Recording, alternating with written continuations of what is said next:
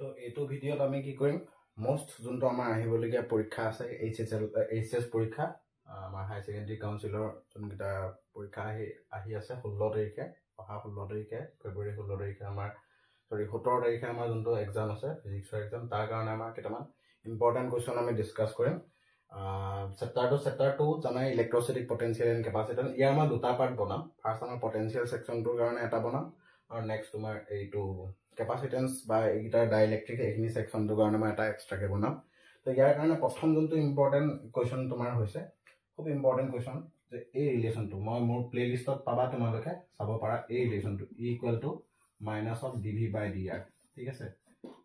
তো এই ৰিলেশনটোৰ পৰা তোমাৰ কোৱেশ্চন কেনেকৈ আহিব পাৰে ধৰি লোৱা ডাইৰেক্ট সুধি দিব পাৰে যে প্ৰমাণ কৰা যে প্ৰমাণ কৰা বুলি নকৈ পেলাই যে ক'ব যে এই বিদ্যুৎ ক্ষেত্ৰ প্ৰাবল্য আৰু বিভৱ ভেদৰ মাজত স্থিতি বৈদ্যুতিক বিভৱ ভেদৰ মাজত এটা ৰিলেশন যোনটো আছে ইকুৱেল টু মাইনাস dv/dr সেই ৰিলেশনটো উপস্থাপন কৰা ডাইৰেক্টলি দিব পাৰে বা এনেকৈ ক'ব পাৰে যে প্ৰমাণ কৰা যে স্থিতি বৈদ্যুতিক বিভৱৰ মান বিদ্যুৎ ক্ষেত্ৰৰ দিশত কি হয় কমি কমি গৈ থাকে তো মিনিংটো এইটোৱে হয় মাইনাস dv/dr টো কি বুজাইছে পটেনশিয়াল গ্ৰেডিয়েন্ট dv/dr এ বেসিক্যালি কি বুজায় পটেনশিয়াল গ্ৰেডিয়েন্ট বুজায় আৰু তোমাৰ কি হয় এই মাইনাসটো বুজাইছে কি হে পটেনশিয়াল গ্ৰেডিয়েন্টটো কমি গৈছে ঠিক আছে বিভৱ ভেদটো কমি গৈছে কাৰ দিশত কমি যাব বিদ্যুৎ ক্ষেত্ৰৰ দিশত কমি যাব এটো সুধিব পাৰে বা যোনটো এটো এই ৰিলেশনটো খুব ইম্পৰ্টেন্ট ৰিলেশন বা তোমাৰ এমসিকিউ দিব পাৰে যে এনেকা ডায়াগ্ৰাম এটা দিলে সাপোজ ধৰি লোৱা এনেকা ডায়াগ্ৰাম এটা দিলে এখন আছে তোমাৰ ইলেক্ট্ৰিক ফিল্ড ধৰি লোৱা ইয়াত কেইটামান পইণ্ট দিলে এ বি সি এনেকা পইণ্ট দিলে আমাক ক'লে যে এই তিনটা পইণ্টৰ ভিতৰত তোমাৰ যোনটো স্থিতি বৈদ্যুতিক বিভৱ হ'ব সেই বিভৱগিটা কম্পেয়াৰ কৰা সো আটাইতকৈ বেছি কোড বিভৱ হ'ব VA তাৰপিছত নেক্সট VB তাৰ নেক্সট কি হ'ব VC কাৰণ বিদ্যুৎ ক্ষেত্ৰৰ দিশত কিহৰ মান কমি যায় বুলি ক'লো এই ৰিলেশনটো মতে বিভৱ ভেদৰ মান কমি যায় সো এই ৰিলেশনটো খুব ইম্পৰ্টেন্ট আটাইতকৈ ইজি কোৱেশ্চন যদি সোধে এটা সুধিব পাৰে কোৱেশ্চন যে তোমাক এনেকৈ ক'লে যে একদম সিম্পল কোৱেশ্চন এক মাৰ্কৰ কাৰণে কোৱেশ্চন ডিফাইন ইলেক্ট্ৰোস্ট্যাটিক পটেনশিয়াল সেকেন্ড কোৱেশ্চনটো কাৰণে মই ইয়াৰ পিডিএফটো আছে পিডিএফটো তোমালোকৰ মই ডেসক্ৰিপচনত আছে ডেসক্ৰিপচনত মই তোমাক লিংকটো মই দি দিছো তোমালোকে চাব পাৰিবা ঠিক আছে so define electrostatic potential and write its SI unit ঠিক আছে so electrostatic potential by স্থিতি বৈদ্যুতিক বিভৱ কেনেকৈ তুমি ডিফাইন কৰিবা that it is the amount of external work done in bringing a unit positive test charge from infinity to a point in the electric field ঠিক আছে যে অসীমৰ পৰা এটা একক ধনাত্মক আধান মই বিদ্যুৎ ক্ষেত্ৰখনৰ যিকোনো এটা বিন্দুলৈ আনতে যিমান মই বাহ্যিক কাৰ্য কৰিম এই বাহ্যিক কাৰ্যটোৱে কি হ'ব লাগিব ইলেক্ট্ৰোস্ট্যাটিক পটেনশিয়াল বা স্থিতি বৈদ্যুতিক বিভৱ আৰু এই ক্ষেত্ৰত এটা ইম্পৰ্টেন্ট কথা মনত ৰাখিব লাগিব যে এই যন্ত্ৰ আধানটো আমি আনিছো সেই আধানটো অনা প্ৰক্ৰিয়াত কিন্তু আধানটোৰ কোনো ধৰণৰ কি হলনি হ'ব নালাগিব গতি শক্তি বা কাইনেটিক এনাৰ্জি চেঞ্জ হ'ব নালাগিব এইটো কনসেপ্ট মই এই ৰিলেশনটো ডাইৰেক্ট কৰোতে মই তোমালোকক কোৱা আছে তোমালোকে চাই ল'ব পাৰিবা ইয়াৰ এসআই ইউনিটটো কি হয় ঠিক আছে কি আছে potential V equal to external work done divided by q naught so definitely কি হ'ব ইয়াৰ ইউনিটটো জুল পাৰ কুলম যাক আমি কি বুলি কওঁ ভোল্ট বুলি কওঁ এটো তোমাৰ 1 মাৰ্কৰ কাৰণে বা 2 মাৰ্কৰ কাৰণে দুনিয়া কোৱেশ্চন এটা হৈ গ'ল ঠিক আছে তাৰ পিছত আমাৰ আৰু এটা ইম্পৰ্টেন্ট কোৱেশ্চন আছে কি তোমাৰ এটা ইম্পৰ্টেন্ট ডেৰাইভেশন মোৰ প্লেলিষ্টতে পাবা তোমালোকে সেই প্লেলিষ্টত পোৱা ডেৰাইভেশনটো হৈছে যে তোমাক ডেৰাইভ কৰিবলৈ ক'ব পাৰে ইলেক্ট্ৰোস্ট্যাটিক ঠিক আছে ইলেক্ট্ৰোস্ট্যাটিক potential due to a point charge ঠিক আছে এটা বিন্দুসমূহ আধানৰ ক্ষেত্ৰত ইলেক্ট্ৰোস্ট্যাটিক পটেনশিয়াল বা স্থিতি বৈদ্যুতিক বিভৱৰ এক্সপ্ৰেছনটো ডেৰাইভ কৰিবলৈ ক'ব ঠিক আছে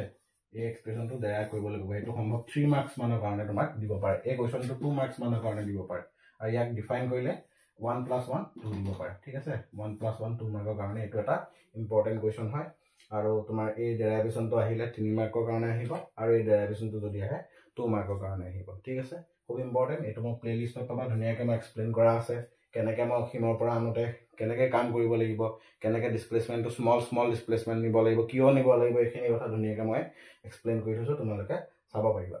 যদি বুজি নোপোৱা তোমালোকে চাব পাৰিবা তাৰ পিছত মোস্ট ইম্পৰ্টেন্ট টপিক এটা হৈছে হেতু হৈছে আমাৰ ইকুইপটেনশিয়াল surface and its properties ইয়াৰ কাৰণেও মই এটা ধুনীয়া ভিডিঅ' বনাই থৈ দিছোঁ বহুত ইম্পৰ্টেণ্ট টপিক হয় পৰীক্ষাৰ কাৰণে সাধাৰণতে থিয়ৰিটিকেল টপিক হয় আঁকিবলৈও দিয়ে কেতিয়াবা তোমাক সুধিব পাৰে যে কিয় ইকুইপটেনচিয়েল সাৰফেস কাক কোৱা হয় যে সমবিভৱ পৃষ্ঠ কাক কোৱা হয় আৰু ইয়াৰ কিছুমান বৈশিষ্ট্য বা ধৰ্ম লিখা ঠিক আছে সমবিভৱ পৃষ্ঠ কি হয় য'ত তোমাৰ প্ৰতিটো পইণ্টতে বিভৱৰ মান একেই থাকে এখন পৃষ্ঠ য'ত প্ৰতিটো পইণ্টতে বিভৱৰ মান একেই হয় তেতিয়াহ'লে ইয়াৰ প্ৰপাৰ্টিজ বিলাক কি হ'ব প্ৰপাৰ্টিজ বিলাক সিম্পল যে দুটা বিন্দুৰ মাজৰ বিভৱ ভেদ শূন্য হ'ব যদি ইকুইপটেনচিয়েল সাৰফেসৰ কথা কওঁ বিদ্যুৎ ক্ষেত্ৰ সদায় পৰস্পৰ বিদ্যুৎ ক্ষেত্ৰখন সদায় ইকুইপটেনচিয়েল সাৰফেসৰ কি হয় লম্ব হয় দুখন ইকুইপটেনচিয়েল সাৰফেস কেতিয়াও পৰস্পৰ গতাগতি কৰিব নোৱাৰে ইয়াৰো মই এটা ধুনীয়া প্লেলিষ্টৰ ভিডিঅ' এটা বনোৱা আছে তোমালোকে চাই পেলাই এইটো প্ৰিপেয়াৰ কৰি ল'ব পাৰিবা ঠিক আছে তাৰপিছত এটা ধুনীয়া কুৱেশ্যন এটা আহে এই কুৱেশ্যনটো কিন্তু প্ৰায় সাধাৰণতে ডেৰাইভেশ্যনটোত কমপ্লিট কনফিউজ নহয় ডেৰাইভেশ্যনটোত কনফিউজ নহয় তোমালোকে চিন্তা কৰিব নালাগে ইয়াত যোনখিনি বস্তু লিখিছোঁ মই ধুনীয়াকৈ PDF-টোত দিয়া আছে তোমালোকে PDF-টোৰ পৰা সেই কুৱেশ্যনখিনি লৈ কৰিব পাৰিবা ঠিক আছে তো এটা ইম্পৰ্টেণ্ট কুৱেশ্যন হয় তোমাৰ এইটো ধৰি লোৱা 3 মাৰ্কছ মানৰ কাৰণে কুৱেশ্যন বনিব পাৰে কুৱেশ্যনটো কি হয় প্ৰায় অহা দেখা গৈছে এইটো মোষ্ট কমন কুৱেশ্যনো হয় এটা তুমি ধৰি ল'ব পাৰা ইয়াত মই 100% বুলি লিখা আছে কমন প্ৰায় মানে এইখিনি পটেনচিয়েল সেকশ্যনটোৰ পৰা এইখিনি কুৱেশ্যন প্ৰায় বনিব কিন্তু ঠিক আছে কাৰণ মই বহুত কেইবছৰ মানে এনালাইচিছ কৰি সেই কুৱেশ্যনখিনি মই উলিয়াইছোঁ প্ৰায় 10-12টা মান কুৱেশ্যন আছে তোমালোকে সেইখিনি কৰি চাবলৈ পাৰিবা ঠিক আছে বহুত ইম্পৰ্টেণ্ট কুৱেশ্যন হয় এটা কুৱেশ্যন আছে তোমাৰ এইটো potential energy of an electric dipole placed in a uniform electric field ঠিক আছে বহুত ইম্পৰ্টেণ্ট হয় তো ইয়াৰ পৰা আৰু এটা বস্তু কিন্তু কয় সেইটো কি কয় মই এইটো কম কিন্তু এই ডেৰাইভেশ্যনটো কি হয় তো ইলেক্ট্ৰিক ফিল্ড এখন আছে ঠিক আছে ইলেক্ট্ৰিক ফিল্ড আছে মই এই ডেৰাইভেশ্যনটো তোমালোকে চাবা যদি বুজি নাপাওঁ মই ডেৰাইভেশ্যনটো ৰিচেণ্টলি মই খুব কম সময়ৰ ভিতৰতে আৰু এদিনৰ ভিতৰতে বা কাইলৈ মানৰ ভিতৰতে মই এটা ভিডিঅ' এই ডেৰাইভেশ্যনটো ৰিলেটেড মই এটা ভিডিঅ' দি দিম তোমালোকে যদি বুজি নোপোৱা যদি বুজি পোৱাটো ভালেই বা আগতে যদি পঢ়ি থোৱা আছেতো ভালেই কথা যদি তোমালোকে অলপ কনফিউজ হয় মই ধুনীয়াকৈ মই ভিডিঅ'টো বনাই দিম তোমালোকে সেই প্লেলিষ্টৰ পৰা ধুনীয়াকৈ বুজি পাই যাবা মানে চিম্পল ৱেত মানে একদম আৰামত বুজি পোৱাকৈ মই এটা ধুনীয়াকৈ ভিডিঅ' এটা বনাই তোমালোকক দি দিম তোমালোকে সেই ভিডিঅ'টো চাই মেলি পঢ়ি ল'ব পাৰিবা গতিকে ইয়াত মানে থমুলকৈ কথাটো কৈছোঁ যিহেতু আমি ইম্পৰ্টেণ্ট কুৱেশ্যনছখিনিহে ডিছকাছ কৰিছোঁ ইয়াত চলিউশ্যনবিলাক ডিছকাছ নকৰোঁ কুৱেশ্যনছখিনি কি ইম্পৰ্টেণ্ট হ'ব পাৰে ঠিক আছে এখন ইলেক্ট্ৰিক ফিল্ড আছে তো ইলেক্ট্ৰিক ফিল্ডখনত যদি মই এটা ডাইপল এটা ৰাখোঁ ডাইপলটো ৰখাৰ লগে লগে কি হ'ব সেই ডাইপলটোৰ ওপৰত বিদ্যুৎ ক্ষেত্ৰখনে ফ'ৰ্চ টৰ্ক এটা ক্ৰিয়েট কৰিব টৰ্কৰ কাৰণে ডাইপলটো ঘূৰিব এতিয়া আমি কি কৰিব লাগিব এই ডাইপলটো মানে কথাটো এইটো ধৰি লোৱা তোমাৰ বৈদ্যুতিক ডিমেৰু ঠিক আছে এই বৈদ্যুতিক ডিমেৰু মই এখন সুষম বিদ্যুৎ ক্ষেত্ৰ ৰাখি দিলোঁ তেতিয়া কি হ'ব বিদ্যুৎ ক্ষেত্ৰখনে ইয়াৰ ওপৰত এটা টৰ্ক দিব ছাপ'জ এই টৰ্কটোৰ কাৰণে যোনটো বিদ্যুৎ ক্ষেত্ৰত টৰ্ক সৃষ্টি কৰিব টৰ্কটোৰ কাৰণে ডাইপলটো ছাপ'জ এনেকৈ ঘূৰিলে ঠিক আছে আমি কি কৰিব লাগিব ডাইপলটোক বিদ্যুৎ ক্ষেত্ৰৰ বিপৰীতে ঘূৰাব লাগিব তো যদি বিদ্যুৎ ক্ষেত্ৰৰ বিপৰীতে ঘূৰাব লাগে তেতিয়া কি কৰিব লাগিব আমি বাহ্যিক কাৰ্য কৰিব লাগিব আৰু সেই বাহ্যিক কাৰ্যটোৱে কি হ'ব তোমাৰ পটেনচিয়েল এনাৰ্জি হ'ব ডাইপলটোৰ ওপৰত মই যোনটো বিদ্যুৎ ক্ষেত্ৰখনে যোনটো টৰ্ক দিছে আৰু যোনটো টৰ্কৰ কাৰণে বৈদ্যুতিক ডিমেৰুটো ঘূৰিব আমি কি কৰিব লাগিব সেই বিদ্যুৎ ক্ষেত্ৰখনে প্ৰয়োগ কৰা টৰ্কৰ বিপৰীতে আমি ডাইপলটো ঘূৰাব লাগিব তো এই ক্ষেত্ৰত মই কাম কৰিব লাগিব বাহ্যিক কাম সেই কামটোৱে হৈছে কি পটেনচিয়েল এনাৰ্জি আৰু তাৰ এক্সপ্ৰেশ্যনটো কি আছিলে U = -PE cos θ ঠিক আছে বা ইয়াক যদি আমি ডট প্ৰডাক্ট ফৰ্মত লিখিবলৈ যাওঁ কি লিখিব পাৰিম -P.E ঠিক আছে এই ডেৰাইভেশ্যনটো সুধিব পাৰে খুব ইম্পৰ্টেণ্ট ডেৰাইভেশ্যন আৰু ইয়াৰ পৰা কেইটামান বস্তু সুধিব পাৰে এই বস্তুটো কি হয় যে ডাইপলটোৰ দুটা পজিশ্যন সুধিব পাৰে এটা হৈছে ষ্টেবল ইকুইলিব্ৰিয়াম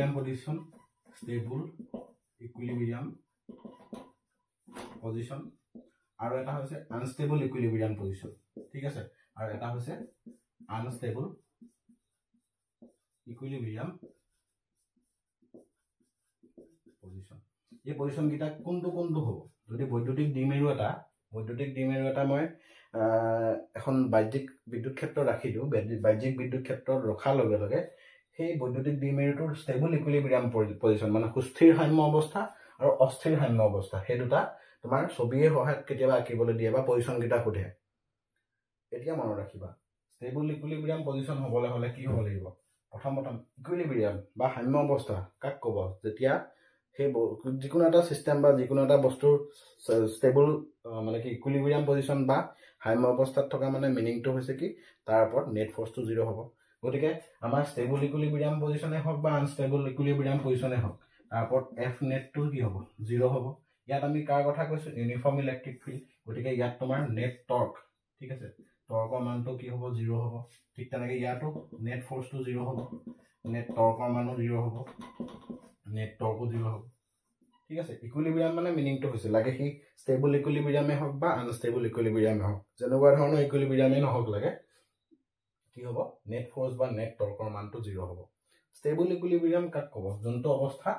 কি হ'ব সিস্টেমটোৰ পটেনশিয়াল এনাৰ্জি মিনিমাম হয় তো এই ক্ষেত্ৰত এই এক্সপ্ৰেছনটো চোৱা এই এক্সপ্ৰেছনটো মিনিমাম হ'বলৈ হ'লে কি হ'ব লাগিব আমাৰ পটেনশিয়াল এনাৰ্জিটো নেগেটিভত থাকিব লাগিব আৰু cos থিটাটো কি হ'ব লাগিব ইয়াত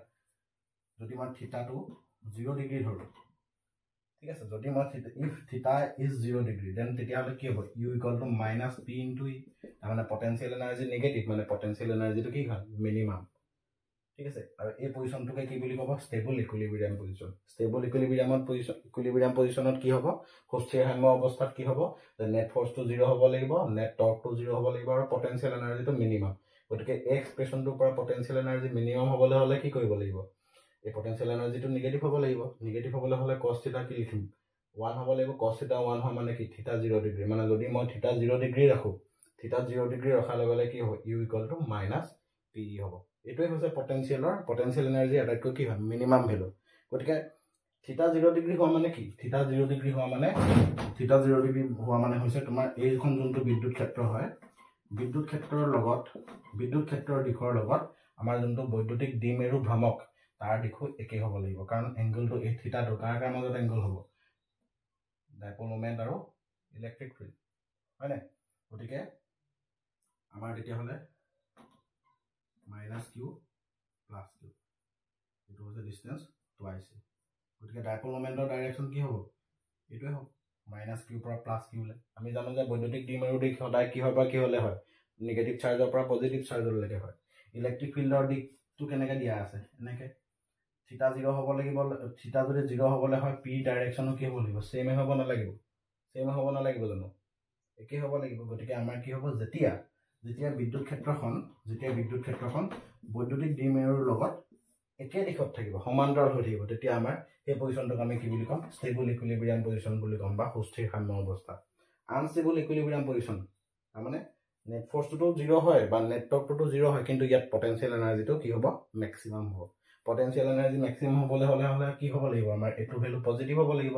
এটো ভ্যালু পজিটিভ হ'লে আমি যদি ধৰো if theta = 180 degree so definitely cos 180 কি হ'ব -1 মাইনাস কি হ'ব প্লাস হ'ব u টো কিমান হ'ব p * e আৰু এই ভ্যালুটো কি হ'ব তোমাৰ ম্যাক্সিমাম হ'ব তো পটেনশিয়াল এনাৰ্জি যিকোনো যেতিয়াই কোনোবা এটা সিস্টেমৰ ম্যাক্সিমাম হয় তেতিয়া সিস্টেমটো কি হৈ থাকে আনষ্টেবলত থাকে আৰু আনষ্টেবল ইকুইলিব্ৰিয়াম বুলি কেলে কৈছে কাৰণ ইয়াত নেট ফৰ্চ বা নেট টৰ্কটো 0 হয় গতিকে এই ক্ষেত্ৰত যদি মই ডায়াগ্ৰামটো আঁকিবলৈ যাওঁ এখন তোমাৰ বিদ্যুৎ ক্ষেত্ৰৰ দিশ এখন আছে তোমাৰ বিদ্যুৎ ক্ষেত্ৰৰ দিশ বিদ্যুৎ ক্ষেত্ৰৰ কি হ'ব লাগিব এক্স্যাক্টলি বিপৰীত 180 কৈছ ন থিটাটো কি হ'ব 180 মানে বিপৰীতত থাকিব লাগিব গতিকে -q ইপিনে +q ইপিনে তাৰমানে ডাইপলটো এনেকৈ আছিল আপোন ধৰি লোৱা ডাইপলটো এনেকৈ আছিল ষ্টেবল ইকুইলিব্ৰিয়ামত আছিল ইয়াৰ পৰা এক্স্যাক্টলি উল্টাকে হৈ গ'ল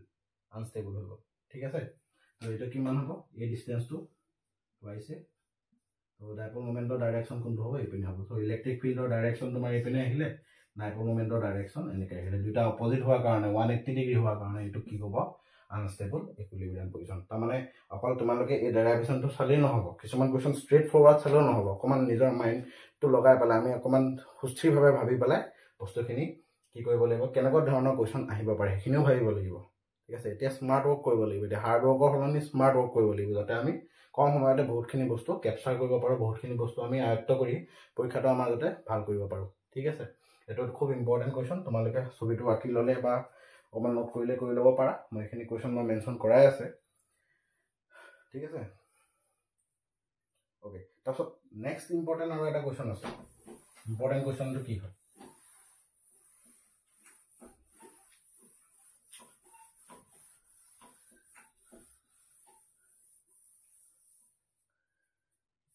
এটা ধৰিলা নিউমেৰিকেল এটা দিলে ঠিক আছে মই তোমালোকক নিউমেৰিকেল এটা মই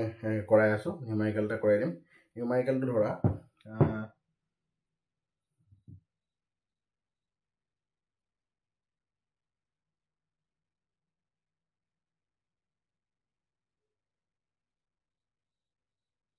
তিনটা আধান আছে সাপোজ ধৰি লোৱা এনেকৈ কুৱেশ্যনটো দিয়া আছে এটা নিউমাৰিকেল এটা কুৱেশ্যন এনেকুৱা ধৰণৰ কুৱেশ্যন বনিব পাৰে 3 চাৰ্জেছ কুৱেশ্যনটো মই দিছোঁ 3 চাৰ্জেছ কি আছে চাৰ্জকেইটা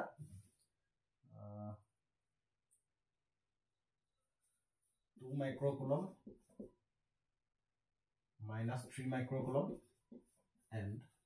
4 microcoulomb are placed at অকল এই কুৱেশ্যন নিউমাৰিকেল এইটোৱে আহিব বুলি কোৱা নাই মানে এনেকুৱা ধৰণৰ নিউমাৰিকেল তোমালোকে ৰেডি থাকিব লাগিব ঠিক আছে এনেকুৱা ধৰণৰ নিউমাৰিকেলৰ কাৰণে তোমালোকে ৰেডি থাকিব লাগিব ঠিক আছে কাৰণ কুৱেশ্যনৰ অহা কোনো ধৰণ নাথাকে যিকোনো ধৰণে আহিব পাৰে সেইকাৰণে ধৰি লোৱা এনেকুৱা এটা মই কুৱেশ্যন তোমালোকক দেখাই দিছোঁ যে 3 charges 2 microcoulomb -3 microcoulomb and 4 microcoulomb are placed at the corners of an equilateral triangle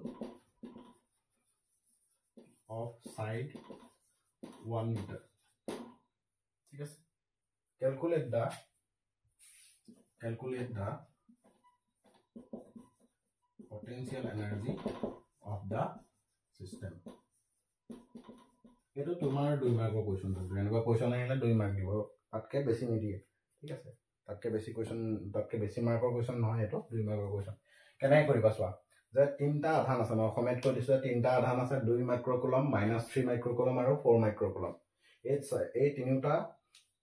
আধান মই এটা কি হ'ব সমবাহু ত্ৰিভুজ এটা আছে সেই সমবাহু ত্ৰিভুজটোৰ বাহুৰ দৈৰ্ঘ্য কিমান হয় 1 মিটাৰ হেতৰ কৰ্নাৰ বিলাকত মানে মানে ভাৰ্টেক্স বিলাকৰ ৰখা হৈছে ঠিক আছে গতিকে এই সিস্টেমটোৰ মানে কি বুলি কয় আমি স্থিতি শক্তি নিৰ্ণয় কৰিব লাগে কেনে কৰিবা চাবা তো তাৰ কাৰণে আমি কি কৰিব লাগিব এটা ট্ৰায়াঙ্গল এটা আঁকি লৈছো সপোজ ধৰি লোৱা ইকুইলেটাৰেল ট্ৰায়াঙ্গল সমবাহু ত্ৰিভুজ ধৰি লোৱা A B C ইহঁতৰ লেন্থটো দিয়া আছে আমাৰ কিমান হ'ব 1 মিটাৰ বুলি দিয়া আছে 1 মিটাৰ এটো 1 মিটাৰ ঠিক আছে এটা মই নিউমাৰিকেল কৰাই দিছো বাৰু তো আমি কি কৰিম এটা এটাকে চাৰ্জ আনিম ঠিক আছে তিনটা কৰ্নাৰত মই তিনটা চাৰ্জ আনিব লাগিব লাহে লাহে আনি ৰাখিবহি লাগিব তো প্ৰথমতে আনিম যিকোনো এটা চাৰ্জৰ পৰা তুমি ধৰিব পাৰা কোনো কথা নাই যে সেই পাৰ্টিকুলাৰ মই যোনটো ধৰিম সেইটো উপায় যে ধৰিব লাগিব বুলি কথা নাই তোমালোকে যিকোনো ধৰণে ধৰিব পাৰা মই ধৰি লওক 2 microcoulomb চাৰ্জটো মই আনি পেলাই অসীমৰ পৰা আনিম মনত ৰাখিবা ইয়াত আমি যিকোনো ক্ষেত্ৰতে আমি এনেকৈ আধানবিলাক যদি ৰাখিব লাগে কোনোবা এটা জেগাত বা কৰবাৰ পৰা আধান যদি আনিব লাগে আমি ক'ৰ পৰা আনিম সদায় ইনফিনিটিৰ পৰা আনিব লাগিব সো ইনফিনিটিৰ পৰা সাপোজ মই ধৰিলো 2 microcoulomb চাৰ্জটো আনি পেলাই ক'ত ৰাখিলো এই বিন্দুত ৰাখিলো তুমি য'ত মন যায় ৰাখিব পাৰা দেই মই এটা এক্সাম্পল হিচাপে কৈছো যে 2 microcoulomb চাৰ্জটো মই ইনফিনিটিৰ পৰা আনি ইয়াত ৰাখিছো নিজৰ ইচ্ছা তো এতিয়া চোৱা মই 2 microcoulomb চাৰ্জটো আনোতে কিবা মই কাম কৰিব লাগিব জানো ইনফিনিটিৰ পৰা মই এই পইণ্টলে কি কৰিছো 2 microcoulomb চাৰ্জটো আনিছো 2 microcoulomb চাৰ্জটো আনোতে মই কিবা কাৰ্য কৰিব লাগিব নেকি মোৰ মতে নালাগে কেলে কাৰণ 2 microcoulomb চাৰ্জটো আনোতে কোনো ধৰণৰ ওচৰে পাজৰে বিদ্যুৎ ক্ষেত্ৰ নাই কাৰণ কাম কেতিয়া কৰিব লাগিব যেতিয়াহে কোনোবা এটা আধানৰ ওপৰত বিদ্যুৎ ক্ষেত্ৰ এখনে যেতিয়া বল প্ৰয়োগ কৰে তেতিয়াহে লাগিব ইয়াত কোনো বিদ্যুৎ ক্ষেত্ৰই নাই 2 microcoulomb চাৰ্জটো আনোতে কোনো ধৰণৰ ওচৰে পাজৰে কি নাই বিদ্যুৎ ক্ষেত্ৰ নাই গতিকে কোনো ধৰণৰ ওৱৰ্কে নহব গতিকে প্ৰথম ক্ষেত্ৰত প্ৰথম আধানটো আনোতে যি আধানে নালাগে তুমি বুজি পাইছানে যি আধানটোৱে নানাত লাগে 2 আনা -3 আনা বা 4 আনা কোনো কথা নাই প্ৰথম যোনটো আধান তুমি আনিবা সেই আধানটো আনোতে কোনো ধৰণৰ কি কৰিব নালাগে আমি কাৰ্য কৰিবই নালাগে যদিহে বিদ্যুৎ ক্ষেত্ৰ এখন উপস্থিত নাথাকে ঠিক আছে আচ্ছা তো প্ৰথম কেছটোত আমাৰ ৱৰ্ক ডানটো কি হ'ল 0 হ'ল নেক্সট মই ধৰিম -3 microcoulomb ক'ত আনিবা ধৰি লোৱা মই ইয়াতে আনিলো -3 microcoulomb মই বি বিন্দুলে আনিলো ঠিক আছে এতিয়া মই ৱৰ্ক কৰিব লাগিব নে নালাগে সো ডেফিনেটলি মই ৱৰ্ক কৰিবই লাগিব কাৰণ বি চাৰ্জ বি পইণ্টলে -3 microcoulomb টো আনোতে কোন আছে অলৰেডি 2 microcoulomb আছে আমাৰ 2 microcoulomb আধানটোৱে কি সৃষ্টি কৰিছে বিদ্যুৎ ক্ষেত্ৰ সৃষ্টি কৰিছে বিদ্যুৎ ক্ষেত্ৰ মানে কি থাকিব এটা বিভৱ ভেদ থাকিব গতিকে মই এই -3 microcoulomb টো কি কৰিব লাগিব ইয়াৰ এই যোনটো বিদ্যুৎ ক্ষেত্ৰ সৃষ্টি কৰিলে বা ইয়াৰ যোনটো বিদ্যুৎ ক্ষেত্ৰৰ কাৰণে যোনটো বিভৱৰ সৃষ্টি হ'ল সেই বিভৱৰ বিপৰীতে মই ইয়াক এই আনিব লাগিব এই আধানটো ঠিক আছে ইনফিনিটিৰ পৰা মই এই আধানটো আনোতে এতিয়া মই ইয়াৰ এগেইনষ্টত কাম কৰিব লাগিব সো কিমান কাম হ'ব 1/4πε0 কি হ'ব q1 q2 বাই কি হয় r হয় potential energy of a two body সিস্টেমৰ কি আছিল 1/4πε0 q1 q2 বাই কি হয় r যেতিয়া যিকোনো দুটা আধান মই আনি এটা নিৰ্দিষ্ট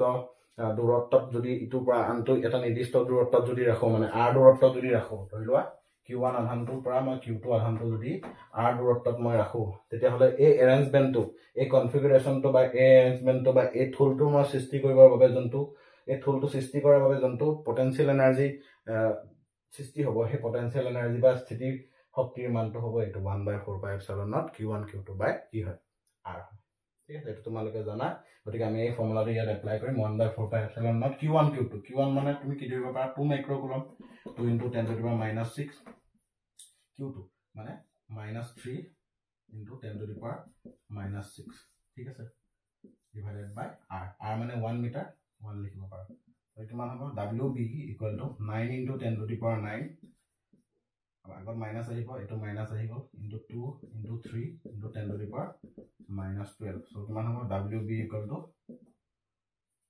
-54 * 10⁻⁻³ কি আহিলে 10 * 3 তাৰমানে কিমান হ'ব WB = -0.54 জুল। ওয়াৰ্কৰ ইউনিটটো কি হ'ব জুল হয়, পটেনশিয়াল এনাৰ্জি ইউনিটটো কি হয় জুলে হয় ঠিক আছে। তো আমাৰ বি বিন্দুলে কোন আহি গ'ল -3 মাইক্ৰকুলম আধানটো আহি গ'ল। এতিয়া কোন থাকিলে আমাৰ 4 মাইক্ৰকুলম, গতিকে 4 মাইক্ৰকুলম ক'ত আহিব ইয়াতে আহিব। গতিকে এতিয়া চোৱা 4 মাইক্ৰকুলম চাৰ্জটো যদি আমি আনিম তেতিয়াহ'লে সেই 4 মাইক্ৰকুলম চাৰ্জটো আহি পাওঁতে এই দুটা চাৰ্জৰ এগেইনষ্টত কাম কৰিব লাগিব, ইয়াৰ এগেইনষ্টতো কাম কৰিব লাগিব, ইয়াৰ এগেইনষ্টতো কাম কৰিব লাগিব, কাৰণ দুইটা আধানে কি কৰিব এতিয়া বিদ্যুৎ ক্ষেত্ৰৰ সৃষ্টি কৰিব। গতিকে কি হ'ব WC কিমান হ'ব তেতিয়াহ'লে 1/4πε0 ইয়াৰ আৰু ইয়াৰ মাজত কিমান হ'ব 2 × 10⁻⁶ 4 × 10⁻⁶ ডিভাইডেড বাই কি হয় R মানে কিমান হ'ব 1 হ'ব ঠিক আছে প্লাস 1/4πε0 কি হয় ইয়াৰ আৰু ইয়াৰ মাজত 4 × 10⁻⁶ into -3 × 10⁻⁶ ডিভাইডেড বাই R মানে 1 আহিলে। তো এটো কিমান আহিলে WC 1/4πε0 কমন আহিলে দুইটাৰ পৰা কিমান হ'ব 4 * 8 × 10⁻12 -12 10⁻12 ঠিক আছে। তো এটো কিমান হ'ব WC = 9 × 10⁻9 -4 × 10⁻12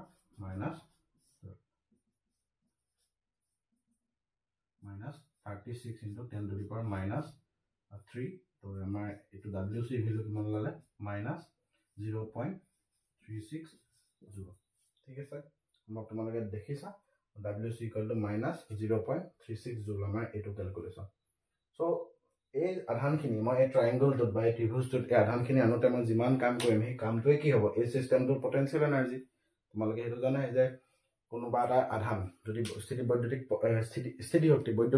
শক্তি যদি ডিফাইন কৰিবলৈ কয় ডিফাইন ইলেক্ট্ৰোস্ট্যাটিক পটেনশিয়াল এনাৰ্জি বা বৈদ্যুতিক স্থিতি শক্তি তুমি ডিফাইন কৰা। তো কেনেকৈ ডিফাইন কৰিবা সিম্পল যে অসীমৰ পৰা যিকোনো ধৰণৰ আধান আনি যদি আমি যিকোনো দুটা আধান বা অসীমৰ পৰা কোনোবা এটা আধান আনি পেলাই মই যদি বিদ্যুৎ ক্ষেত্ৰ এখনৰ কোনোবা এটা বিন্দুত মই ৰাখিব লাগে সেই আহোতে যোনটো কাৰ্য কৰিম সেইটোৱে হৈছে বৈদ্যুতিক স্থিতি শক্তি। স্থিতি বৈদ্যুতিক বিভৱ মানে একক ধনাত্মক আধান আনিব লাগিব। ইয়াত মই যিকোনো ধৰণৰ নিৰ্দিষ্ট মানৰ আধান আনিম ঠিক আছে। যিকোনো নিৰ্দিষ্ট মানৰ আধান অনাৰ ক্ষেত্ৰত যোনটো কাৰ্য কৰিম সেই কাৰ্যটোৱে কি হ'ব বৈদ্যুতিক স্থিতি শক্তি। কিন্তু একক ধনাত্মক আধান আনিলে সেইটো কি হ'ব তোমাৰ স্থিতি মানে কি বুলি কয় ইলেক্ট্ৰোস্ট্যাটিক পটেনশিয়াল ঠিক আছে বৈদ্যুতিক বিভৱ বুলি ক'ব সেইটো ডিফাৰেন্সটো। গতিকে টোটাল ওয়াৰ্ক ডানটো কি হ'ব টোটাল ওয়াৰ্ক ডান W এটোৱে কি হ'ব পটেনশিয়াল এনাৰ্জি এটো ইউ বুলি লিখিব পাৰা পটেনশিয়াল এনাৰ্জি। এটো কি কৰিব লাগিব গোটেইটা যোগ কৰিব লাগিব WA + WB + WC যোগ কৰিলে কি হ'ব এটো কিমান হ'ব 0 - 0.54 -0.36 এটো কিমান হ'ব -0.36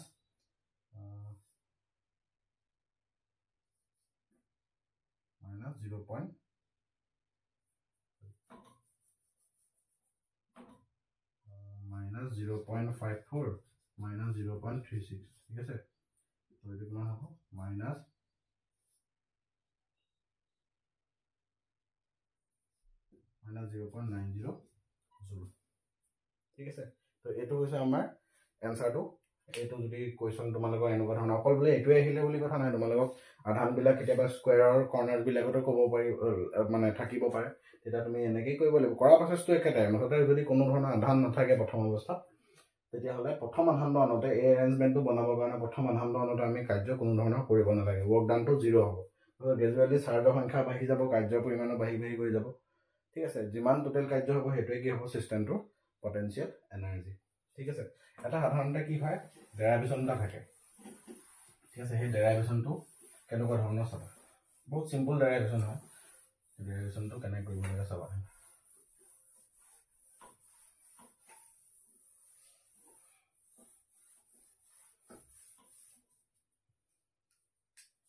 কোৱেশ্যনটো হৈছে calculate the potential energy of a system of two charges placed in an external electric field.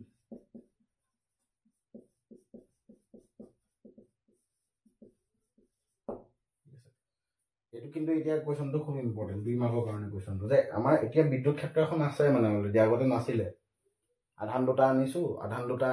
আগৰ কেছটো যদি চোৱা আমি মানে ইনিশিয়াল কেছটো যদি চোৱা দুটা আধান আমি অসীমৰ পৰা আনিছো আনোতে আগত কোনো ধৰণৰ বিদ্যুৎ ক্ষেত্ৰ নাই গতিকে সেই দুটা আনোতে আমাৰ যি বিদ্যুৎ ক্ষেত্ৰ সৃষ্টি হয় হেতুৱে কাৰ্য কৰিব লাগিব কিন্তু ইয়াত কি হৈছে আধান দুটা আমি আনি ৰাখি পেলাই কিন্তু য'ত ৰাখিম সেই তাত অলৰেডি এখন বিদ্যুৎ ক্ষেত্ৰ কোনবা আধানে সৃষ্টি কৰিছে ঠিক আছে ধৰি লোৱা এটা পয়েন্ট ধৰি লৈছো ও পয়েন্ট ধৰি লোৱা ঠিক আছে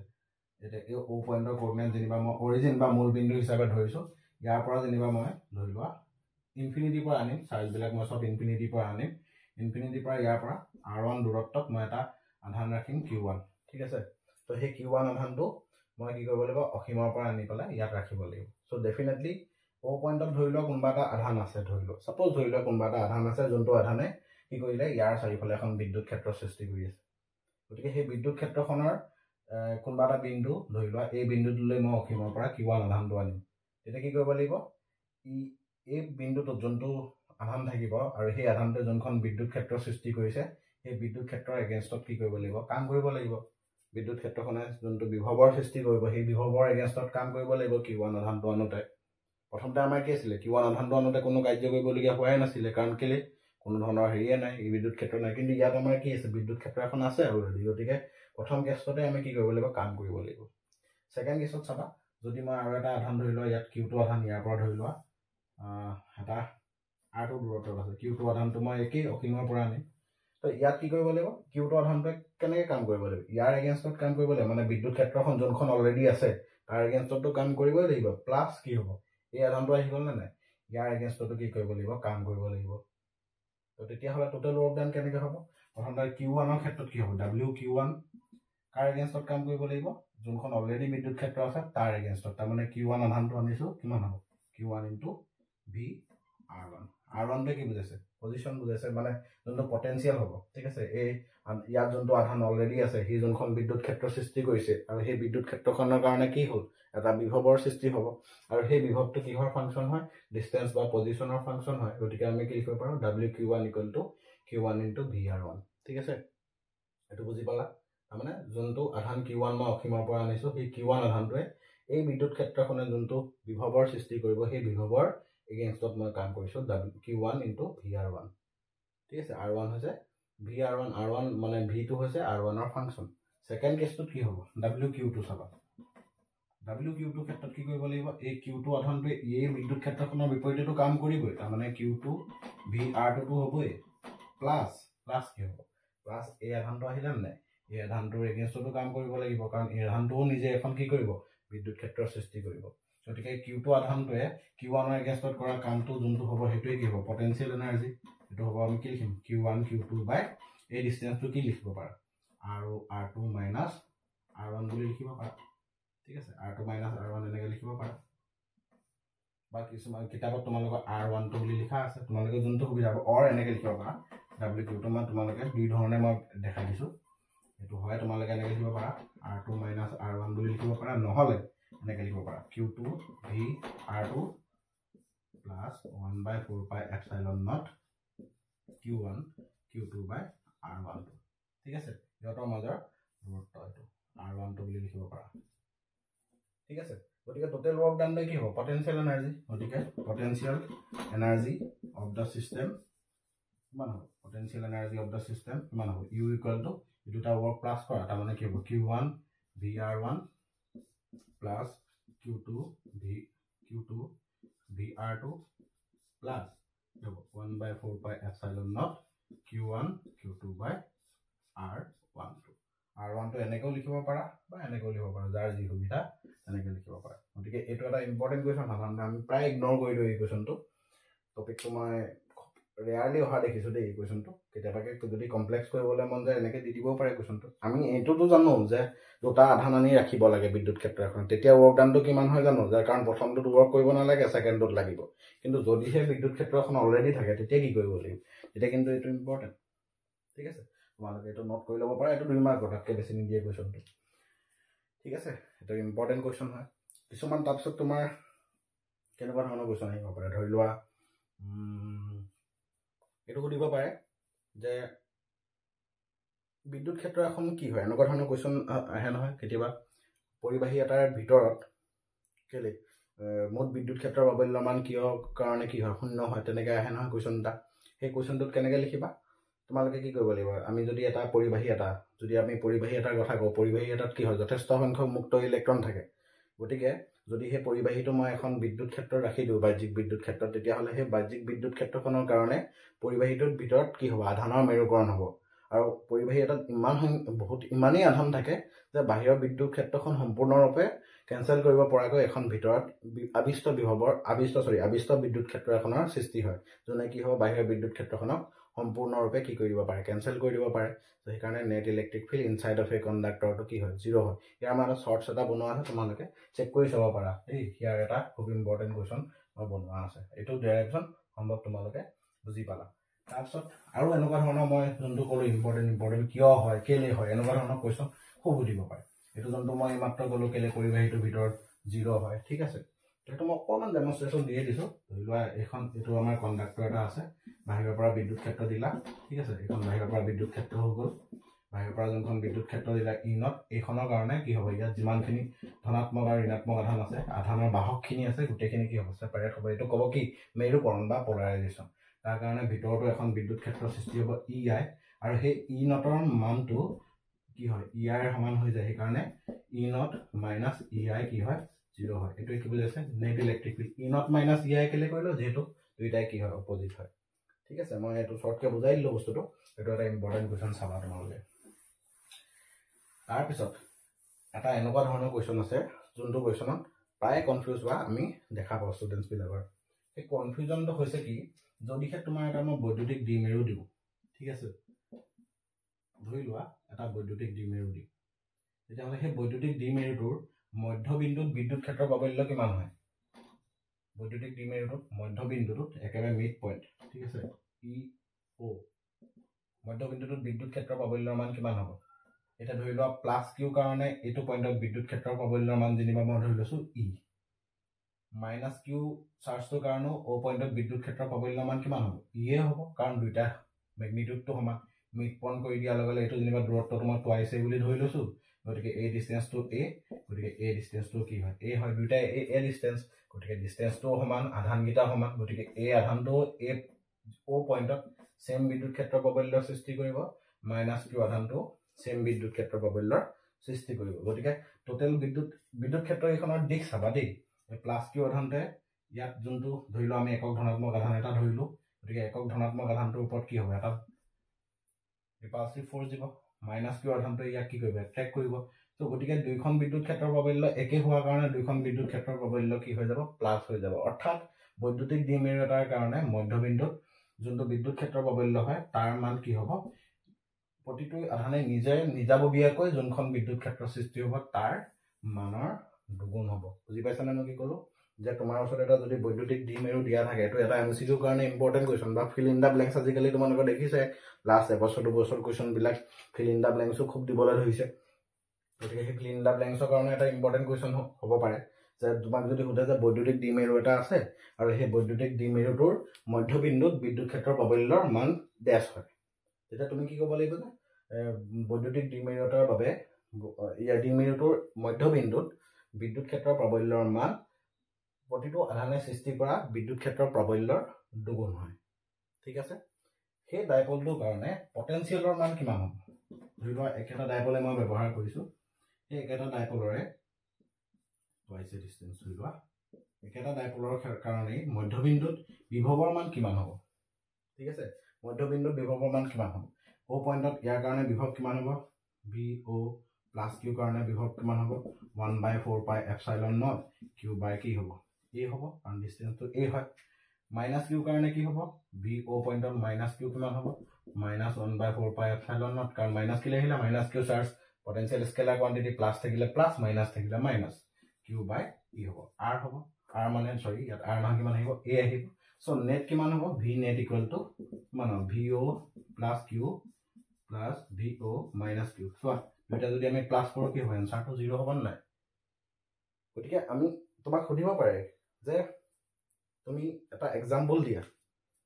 সেই এক্সাম্পলৰ পৰা এটা কথা কোৱা যে এনেকুৱা এটা বিন্দু যোনটো বিন্দুত বিদ্যুৎ ক্ষেত্ৰৰ প্ৰাবল্যৰ মান 0 হ'ব সৰি 0 নহয় কিন্তু পটেনশিয়াল বা বিভৱৰ মান 0 হ'ব এইটো এক্সাম্পল বৈদ্যুতিক দ্বিমেৰু এটাৰ মধ্যবিন্দুত তোমাক যদি পজিশনটো ক'বলৈ কয় এক মাৰ্কৰ কোৱেশ্চন যে পজিশনটো যদি ক'বলৈ কয় যে এনেকুৱা এটা পজিশন কোৱা যোনটো পজিশনত বৈদ্যুতিক বিভৱৰ মান 0 হয় কিন্তু বিদ্যুৎ ক্ষেত্ৰৰ প্ৰাবল্যৰ মান 0 নহয় তেতিয়া আনসাৰটো কি হ'ব এই আনসাৰটো হৈছে বৈদ্যুতিক দ্বিমেৰু এটাৰ মধ্যবিন্দু বৈদ্যুতিক দ্বিমেৰু এটাৰ মধ্যবিন্দুত কেতিয়াও বিদ্যুৎ ক্ষেত্ৰৰ প্ৰাবল্যৰ মান কি নহয় 0 নহয় কিন্তু বিভৱৰ মান 0 হ'ব একদম ধুনীয়াকৈ আমি ম্যাথমেটিক্যালি বস্তুটো বুজি পালো এক্সাম্পল তোমাক খুদিব পাৰে ইয়াৰ বিপৰীতটো চাবা বিপৰীতটো মানে কি যে এনেকুৱা এটা পইণ্ট কোৱা যোনটো পইণ্টত বিদ্যুৎ ক্ষেত্ৰৰ প্ৰাবল্যৰ মান 0 হয় কিন্তু পটেনশিয়ালৰ মান 0 নহয় ঠিক আছে চাবা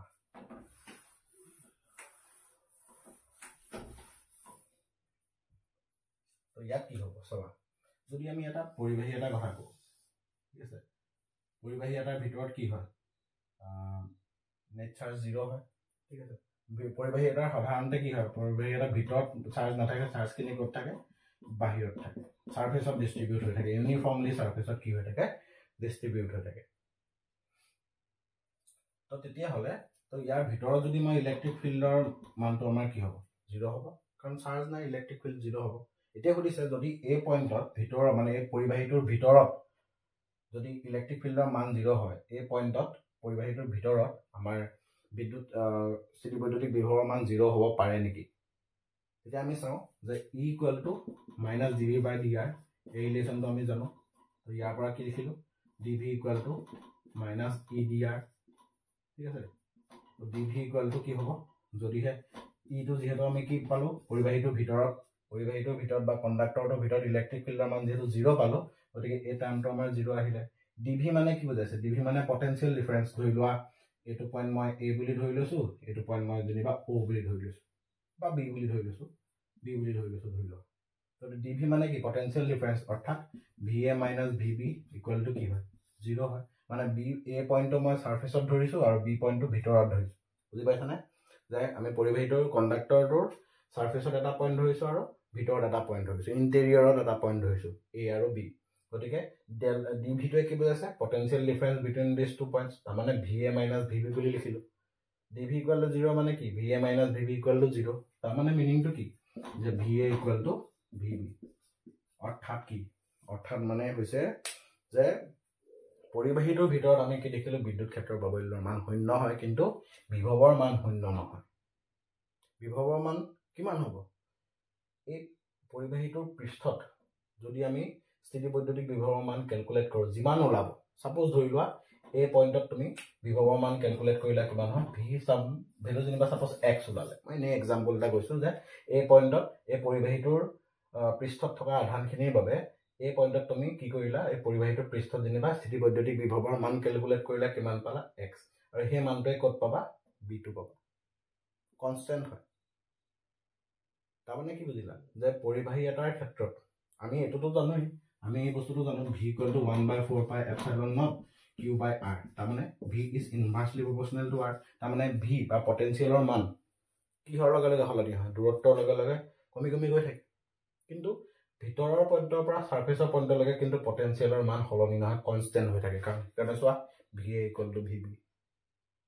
এই পইণ্টত যোনটো পটেনচিয়েল হ'ব ভিতৰৰ যিকোনো পইণ্ট যদি তুমি কনচিডাৰ কৰা ভিতৰৰ পইণ্টতে তোমাৰ কি হ'ব পটেনচিয়েল একেই হ'ব এই পইণ্টত মানে পৰিবাহীটোৰ ছাৰ্ফেচত বা পৃষ্ঠত যোনটো তুমি পটেনচিয়েল কেলকুলেট কৰি পালা সেই সেম পটেনচিয়েলৰ ভেলু তুমি ক'ত পাবা ভিতৰৰ যিকোনো এটা বিন্দুতে পাবা কনষ্টেণ্ট হ'ব কোনো ডিফাৰেঞ্চ নাথাকে বা সমবিভৱ পৃষ্ঠৰ এক্সাম্পল ল'ব পাৰা তুমি বুজি পাইছানে সমবিভৱ পৃষ্ঠত কি হয় সমবিভৱ পৃষ্ঠত তোমাৰ প্ৰতিটো বিন্দুতে বিভৱৰ মান একেই থাকে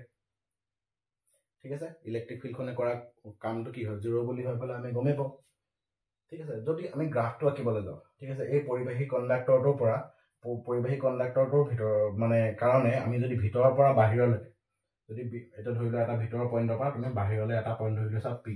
তো ভিতৰৰ পৰা বাহিৰলৈ তুমি কি কৰিলা এটা লাইন আঁকিলা তো ভিতৰৰ পৰা বাহিৰলৈ যোনটো পটেনচিয়েলৰ চেঞ্জ হ'ব সেইটো আমি উলিয়াব লাগে কেনেকৈ উলিয়াবা চাবা গ্ৰাফটো একদম চিম্পল গ্ৰাফ হয় ভি মান সলনি হৈছে কাৰ লগে লগে দূৰত্বৰ লগে লগে প্ৰথম অৱস্থাত চোৱা ভিতৰৰ পৰা সাৰফেচলৈকে কোনো ধৰণৰ সলনি নহয় গতিকে এনেকৈ আহিব গ্ৰাফটো বুজি পাইছানে গ্ৰাফটো কেলে পেৰেলেলি আহিলে এনেকৈ আৰৰ পেৰেলেলি কেলে আহিলে কাৰণ ভিতৰৰ যিকোনো বিন্দুৰ পৰা সাৰফেচলৈকে আমাৰ পটেনচিয়েল একে থাকিব লাহে লাহে কি হ'ব ভি মান যেতিয়া সাৰফেচৰ পৰা বাহিৰলৈ যাব ভি মান দূৰত্বৰ লগে লগে কমি আহিব তাৰমানে এনেকুৱা আহিব গ্ৰাফটো বুজি পাইছানে গ্ৰাফটো এনেকুৱা আহিব এইটো খুব ইম্পৰ্টেণ্ট এই গ্ৰাফটো কেতিয়াবা সোধে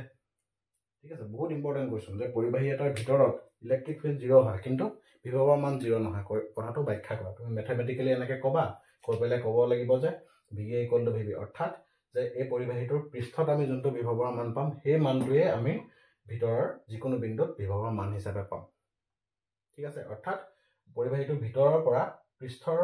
যিকোনো এটা বিন্দুলৈকে কোনো ধৰণৰ বিভৱৰ পৰিৱৰ্তন নহয় ঠিক আছে বহুত ইম্পৰ্টেণ্ট কুৱেশ্যন দেই এইটো 1 বা 2 মাৰ্কৰ কাৰণে খুব ইম্পৰ্টেণ্ট কুৱেশ্যন এই গ্ৰাফটো সুধিব পাৰে কেতিয়াবা তাৰপিছত কি কুৱেশ্যন হ'ব পাৰে মই পিডিএফটো দি দিম বাৰু পিডিএফটো আছেই বাৰু তোমালোকে পিডিএফটো নোট কৰি ল'ব পাৰিবা আৰু এটা ইম্পৰ্টেণ্ট কুৱেশ্যন আছে সেই ইম্পৰ্টেণ্ট কুৱেশ্যনটো হৈছে কি এটা তোমালোকে এনচিইআৰটি পাবা why does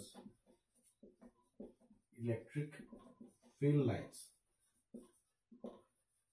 are always perpendicular to the surface of a conductor এইটো কিন্তু খুব ইম্পৰ্টেণ্ট কুৱেশ্যন এইটো 2 মাৰ্কৰ কাৰণে ধৰি লোৱা একদম কনফাৰ্ম হৈ লোৱা এইটো কুৱেশ্যন ইম্পৰ্টেণ্ট কনফাৰ্ম বুলি নহয় এইটো ইম্পৰ্টেণ্ট কুৱেশ্যন বহুত ইম্পৰ্টেণ্ট কেটেগৰীত পৰিব যে সুধিছে যে পৰিবাহী এটাৰ আমি যে কি কৰোঁ আমি গাউছ থিয়ৰম এপ্লাই কৰিছোঁ গাউছ থিয়ৰমৰ কুৱেশ্যনছ কৰিছোঁ বা যিকোনো ধৰণৰ ক্ষেত্ৰত আমি ইলেক্ট্ৰিক ফিল্ডৰ ডাইৰেকশ্যন এৰিয়া ভেক্টৰৰ লগত ডাইৰেকশ্যনবিলাক চাইছোঁ কিন্তু আমি এই বস্তুটো কেলে হয় সেইটো বস্তু আমি জানিব লাগিব যে বিদ্যুৎ ক্ষেত্ৰ এখন সদায় পৰিবাহী এটাৰ কিহৰ কাৰণে সদায় লম্ব হয় পাৰপেণ্ডিকুলাৰ হয়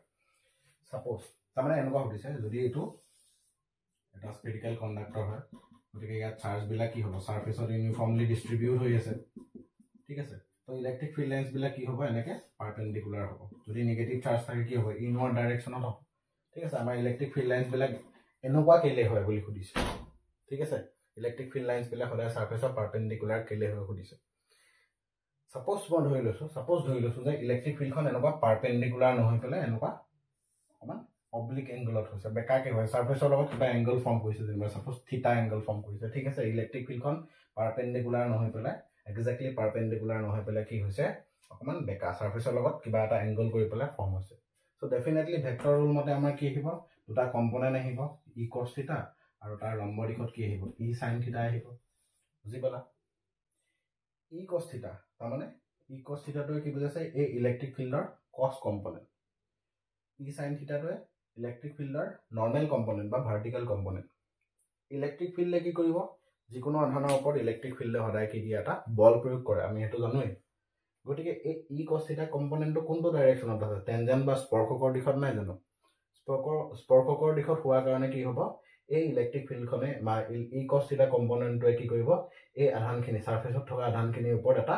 টেনজেঞ্চিয়েল ফ'ৰ্চ এপ্লাই কৰিব স্পৰ্শকৰ দিশত এটা ফ'ৰ্চ এপ্লাই কৰিব যাৰ কাৰণে আধানখিনি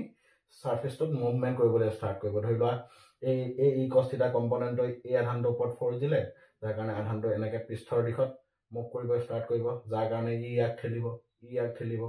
ঠেলিব তেনেকৈ ঠেলি থকাৰ কাৰণে আধানখিনি কি কৰিব এই সাৰফেসটোত এটা কি হ'ব মোশন হ'ব বুজি পাইছানে মই কি ক'লো যে এই পৃষ্ঠৰ যদি মই বিদ্যুৎ ক্ষেত্ৰখন ধৰি লওঁ যে বিদ্যুৎ ক্ষেত্ৰখন পৃষ্ঠৰ লম্বভাৱে নাই ঠিক আছে পৃষ্ঠৰ লগত কিবা এটা এংগল কৰি পেলাই আছে গতিকে এংগল কৰি পেলাই থকাৰ লগে লগে আমি গম পাম যে ইলেক্ট্ৰিক ফিল্ডৰ দুটা কম্পোনেন্ট আহিব এটা কস কম্পোনেন্ট আৰু এটা সাইন কম্পোনেন্ট আহিব যদি মই কস কম্পোনেন্টটো ভালকে মন কৰো কস কম্পোনেন্টটো কি হ'ব স্পৰ্শকৰ দিশত থাকিব আৰু স্পৰ্শকৰ দিশত থকাৰ কাৰণে কি হ'ব এই ইকস থিটা কম্পোনেন্টে সাৰফেসত থকা আধানখিনিৰ ওপৰত এটা বল প্ৰয়োগ কৰিব যোনখিনি বলৰ কাৰণে আধানখিনি কি হ'ব এটা সাৰফেসত এটা মোশন কৰিব সাৰ্কুলাৰ মোশন এটা ৰোটেশনেল মোশন এটা কমপ্লিট কৰিব ঘূৰ্ণন গতি এই ঘূৰ্ণন গতি কি হ'ব আমি জানো যে আধান এটাৰ গতি হ'লে কিহৰ সৃষ্টি হয় প্ৰবাহৰ সৃষ্টি হয় গতিকে আধানখিনি এই মোশনটোৰ কাৰণে কি হ'ব এটা প্ৰবাহ হ'ব কিন্তু সাধাৰণতে নৰ্মেল কণ্ডাক্টৰত হেতু হৈ জানো এটো কেতিয়াও নহয় নৰ্মেল কণ্ডাক্টৰ এটা ষ্টেটিক কণ্ডিশ্যনত বা সুস্থিৰ এটা কণ্ডাক্টৰ য'ত বা সুস্থিৰ পৰিৱেশ এটা য'ত আধানখিনি ইউনিফৰ্মলি ডিস্ট্ৰিবিউট হৈ আছে সুষমভাৱে বিস্তৃত হৈ আছে যেতিয়া সেই ক্ষেত্ৰত কিন্তু কেতিয়াও তুমি সুস্থিৰ অৱস্থাত আধান পৰিবাহীটোৰ পৃষ্ঠত কোনো ধৰণৰ কাৰেণ্ট নোপোৱা তুমি সেইটো প্ৰকৃততে অসম্ভৱ কথা যেনেকৈ বৈদ্যুতিক ক্ষেত্ৰৰেখা কেতিয়া পৰস্পৰ কটাকটি কৰিব নোৱাৰে সেইটো এটা অসম্ভৱ কথা ইয়াতো একেটাই যে পৰিবাহী এটা সুস্থিৰ পৰিবাহী এটাৰ ক্ষেত্ৰত য'ত তাত আধানখিনি সুষমভাৱে বিস্তৃত হৈ থাকে তাত কেতিয়াও তুমি প্ৰবাহ নাপোৱা ঠিক আছে গতিকে আমাৰ ই কস থিটা কম্পোনেন্টটো কেতিয়াও থাকিবই নোৱাৰিব তো ই কস থিটা কম্পোনেন্টটো যদি ই কস থিটা কম্পোনেন্টটো যদি 0 কৰিব লাগে তেতিয়াহ'লে আমাৰ কি হ'ব লাগিব কস থিটাটো 0 হ'ব লাগিব কস থিটাটো যদি 0 হ'বলৈ হয় দেন ডেফিনেটলি থিটাটো কিমান হ'ব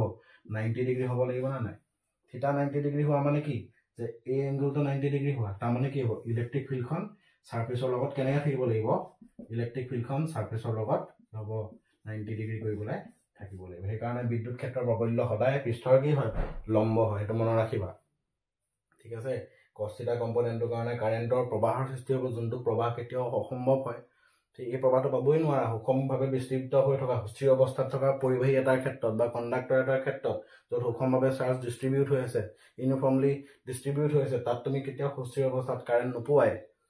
গতিকে ই কস থিটা কম্পোনেন্টটো তোমাৰ হ'বই নোৱাৰে সেইকাৰণে ই কস থিটাটো 0 হ'ব লাগিব ই কস থিটা 0 মানে কি কস থিটাটো 0 আৰু থিটা 90 ডিগ্ৰী থিটা 90 ডিগ্ৰী হোৱা মানে কি ইলেক্ট্ৰিক ফিল্ডখন কি হ'ব এনেকৈ বেকা হ'ব নোৱাৰে কি হ'ব লাগিব পৃষ্ঠৰ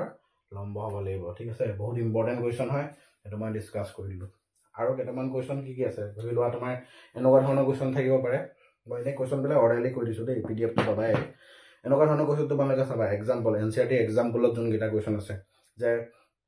দুটা আধান দিয়া আছে সেইটো আধান তোমালোকে সেইকেইটা কুৱেশ্যন তোমালোকে সম্ভৱ প্ৰেক্টিছ কৰি চাওঁ তেনেকুৱা যদি কুৱেশ্যন তোমালোকক কৰাই দিব লাগে মোক কমেণ্টত খালি জনাবা ঠিক আছে কাৰণ এতিয়া পৰীক্ষালৈ যথেষ্ট কম সময় আছে তোমালোকে কমেণ্টত জনালেহে মই গম পাম যে কি তোমালোকৰ এতিয়া কাৰণে বহুত ইম্পৰ্টেণ্ট মই সেই হিচাপত সোনকালে ভিডিঅ'বিলাক বনাই দিম কেইটামান ইম্পৰ্টেণ্ট কুৱেশ্যন ইউজ কৰি পেলাই গতিকে তোমালোকে ভিডিঅ'বিলাক চাবা কিবা কিবি ইম্পৰ্টেণ্ট যদি তোমালোকে ফিল কৰিছা যে মই এইখিনি বস্তু মোৰ অভাৱ হৈ আছে বা এইখিনি বস্তু মই ভালকৈ কনচেপ্টটো ক্লিয়াৰ হোৱা নাই সোনকালে মোক ৰেডি কৰিব লাগে যিহৰে নহওক তোমালোকে মোক মেনশ্যন কৰিবা মই জাষ্ট ইমিডিয়েটলি ভিডিঅ'টো বনাই দিম উইদিন মানে সোনকালে খুব সোনকালে তোমালোকৰ পলম নোহোৱাকৈ মই তোমালোকৰ সুবিধাৰ কাৰণে ভিডিঅ'টো বনাই দিম সেইখিনি বস্তু তোমালোকে মোৰ ওপৰত বিশ্বাস কৰিব পাৰা তাৰপিছত তোমাৰ এবাৰ ইম্পৰ্টেণ্ট কুৱেশ্যনটো কি হয় ধৰি লোৱা এটা আধান দুটা ছিষ্টেম অফ চাৰ্জেছ দিয়া আছে ধৰি লোৱা এটা পজিটিভ চাৰ্জ বা নিগেটিভ চাৰ্জ বা দুটা নিগেটিভ চাৰ্জ বা কিবা কিবি দিয়া থাকিব পাৰে ধৰি লোৱা তোমাক ক'লে যে এনেকুৱা এটা পইণ্ট ওলোৱা যোনটো পইণ্টত বিদ্যুৎ ক্ষেত্ৰৰ প্ৰবল্যৰ মান 0 হয় বা স্থিতি বৈদ্যুতিক বিভৱৰ মান 0 হয় তেতিয়া কি কৰিব লাগিব তুমি জাষ্ট স্থিতি বৈদ্যুতিক বিভৱৰ মান 0 কেতিয়া হ'ব জাষ্ট প্লাছ কৰিব লাগিব প্লাছ কৰিলেহে 0 হ'ব কাৰণ স্কেলাৰ ৰাখি তুমি এলজেব্ৰিক ৰুল মতে প্লাছ প্লাছ মাইনাছ মাইনাছ তেনেকৈ কৰিব লাগিব নৰ্মেল প্লাছ বা মাইনাছ কৰাৰ নিচিনাকৈ তুমি কৰিব লাগিব গতিকে প্লাছ কৰিলে 0 হ'ব ঠিক আছে তো তেনেকুৱা এটা এক্সাম্পল আছে সেইটো এক্সাম্পল তোমালোকে চাবা NCERT এক্সাম্পলতে আছে দুটা কুৱেশ্যন আছে এটা এক্সাৰচাইজত আছে এটা এক্সাম্পলত আছে তেনেকুৱা ধৰণৰ কুৱেশ্যন তোমালোকৰ NCERT RG পাব্লিকেশ্যনৰ যোনখন NCERT বুক NCERT নহয় কি কুৱেশ্যন বেংক হয় আৰু ঢেৰ কুৱেশ্যন বেংক আছে মানে সাধাৰণতে ষ্টুডেণ্টছবিলাকে সেইবিলাকে ইউজ কৰা দেখোঁ আমি সাধাৰণতে তো সেই কুৱেশ্যনছবিলাক কৰিবা তাৰ নিউমেৰিকেলছবিলাক চাবা ভালকৈ তাৰপিছত ধৰি লোৱা ক'ত ইলেক্ট্ৰিক পটেঞ্চিয়েলটো 0 হয় এনেকুৱা ধৰণৰ কুৱেশ্যন আহিব পাৰে দেই খুব ইম্পৰ্টেণ্ট কুৱেশ্যন আৰু ধৰি লোৱা